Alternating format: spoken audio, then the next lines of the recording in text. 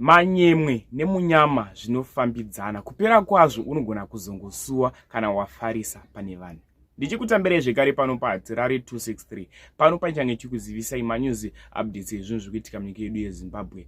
Kufunga kwangu vazhinji takaona video remupurisa uye akabuda mastreets esocial media ari mukombi achisekwa kandi pachirohwa video achiti chindisiyai, akazoita zvekupushidzirwa panze kuti chisara nemaHwindi. Nyaya yanga iripo mastreets esocial media ndeyekuti vanhu ava vakabata mupurisa uyu vanga vachitsvagwa nemhosva yekukidnapa. Apo iwe unenge wakafarisa uchiti ndiri kufadza vanhu vari mukombi, but unenge uchizvisikira chimoto muziso. Zvakaitika last week vanhu ava vanga vachitsvagwa, vabatwa nhasi, vasungwa. Unobva wasvava ende wawaifarisa nawo vari mukombi varipo vachitora mavideo, vanenge vasisipa, hauziye zita rake, hauziye fesi yake, vanenge vaenda. Ende video iri rinotorwa nadriver, rakatorwawo nemapassengers. Makanatsoona video rakatendera mastreets esocial media. Zvisinei, varume ava Hwindi nadriver wake vese vasungwa vari mumaoko emapurisa. Unobva wanzi 10 years apo waifarisa uchingoti tiri kunakirwa.